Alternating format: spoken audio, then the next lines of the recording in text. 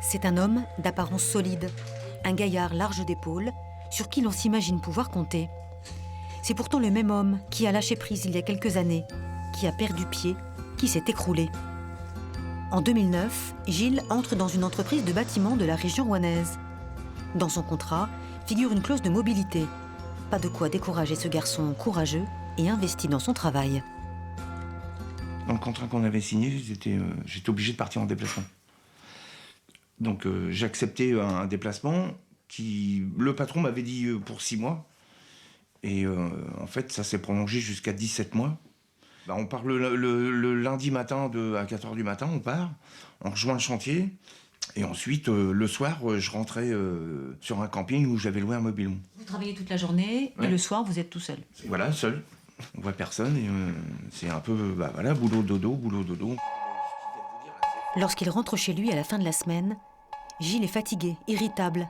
Ses relations avec sa famille se dégradent. Ses absences répétées lui font finalement perdre la garde alternée de ses enfants. Comme j'étais très nerveux, du coup, j'avais du mal à supporter mes enfants.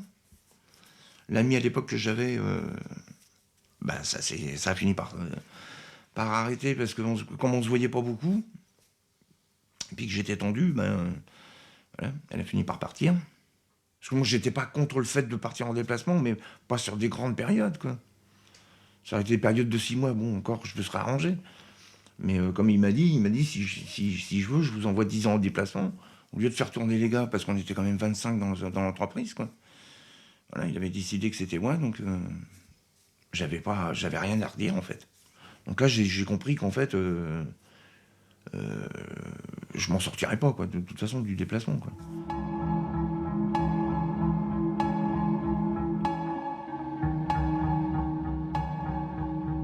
À son éloignement et sa solitude, s'est ajouté un accroissement de sa charge de travail et des responsabilités qu'il n'était pas censé endosser.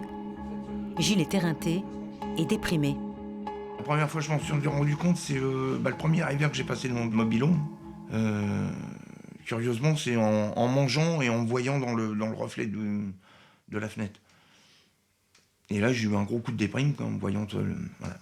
Ça a commencé comme ça, en fait. Tout seul à votre table. Et, ça finit tout doucement par le craquage, quoi. Hein, un jour, on se met à pleurer, on ne sait pas pourquoi. Je pleurais tout le temps, en fait. J'en rêvais même. J'en faisais des cauchemars. Du coup, au bout d'1 an et demi, en fait, j'ai fait 2 arrêts l'un derrière l'autre.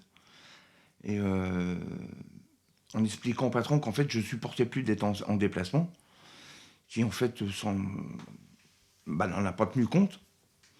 Elle voulait absolument me renvoyer en déplacement, donc j'ai fini par aller craquer, puis aller voir la médecine du travail. Et comme en fait, avec la médecine du travail, il lui avait imposé que je reste à Armand, évidemment, ça a posé problème. Ça a fini qu'on a fait un licenciement à l'amiable. Nous sommes au Havre, à la maison des syndicats. À la CFDT, voilà longtemps que l'on cherche des solutions pour assister les salariés en difficulté. La commission régionale Souffrance au travail et harcèlement moral a été créée il y a 18 ans. Elle réunit des médecins du travail, des avocats, des psychologues et des délégués du personnel. Des personnes ressources vers qui le salarié en souffrance peut trouver de l'aide. C'est quand même une atteinte à la dignité. De pleurer devant quelqu'un, c'est quelque chose de lourd, quoi. Donc les gens restent sous contrôle au travail. Par contre, forcément, ils ne maîtrisent plus rien quand ils sortent du travail. Pierre Michaud est de cela. Il a déjà reçu et soutenu des dizaines de salariés en souffrance. Les personnes qui pratiquent cette maltraitance, ces comportements qui sont déviants, je dirais, eh bien, en fin de compte, ils ont une position hiérarchique qui leur donne un poids qui fait que la personne, elle n'est pas sur un pied d'égalité. Et donc, du coup, c'est beaucoup plus difficile pour elle pour rebondir par rapport à une situation privée où là, par contre, on est d'égal à égal et là, on peut réagir. La souffrance peut venir de l'organisation du travail, de comportements de collègues ou de l'encadrement. Comment on sort d'une situation de souffrance au travail ? Il y a la pire façon, c'est le suicide. La majorité des cas, on a des gens qui vraiment ne peuvent plus, quoi. Et qui, à la limite, nous ont interpellés presque trop tard. Donc parfois, la solution, en effet, c'est la sortie de l'entreprise. Mais on a aussi des gens qui sont sortis de l'entreprise, qui heureusement, après, se sont reconstruits pour être sur une autre structure, sur une autre entreprise, sur carrément un autre métier. Et voilà, donc la sortie de son entreprise, c'est pas forcément la fin, c'est des fois le début d'un renouveau. Gilles a été aidé par un médecin du travail, un délégué du personnel et une centrale syndicale. Mais pour sauver sa peau, il n'était plus question pour lui de rester dans l'entreprise et d'être confronté à un homme qui niait sa souffrance. Vous avez le sentiment qu'il n'a jamais pris en compte votre souffrance ? Ah bah ça, j'en suis persuadé même, oui. Parce que j'ai quand même pleuré plusieurs fois devant lui. Ça y a fait ni chaud ni froid, quoi. C'est là qu'on se dit, en fait, on est même pas un pion. C'est pas franchement humain, quoi. Et vous pensiez que vous pouviez un jour vous écrouler ? Bah, je pensais pas que ça pouvait m'atteindre aussi fort que ça, aussi longtemps, sur une période aussi longue. Ouais. Même la première fois que ça m'est arrivé, le premier burn-out, j'ai repris au bout de 2 mois, je pensais que c'était fini, quoi. Mais en fait, pas du tout, parce que j'ai recraqué 3 semaines après, quoi. Vous allez mieux aujourd'hui ? Oui, oui. Ouais.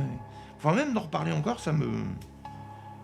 Ouais, bien que ça me... Je le sens au niveau de ma voix. Mais ça passera, ça finira par passer.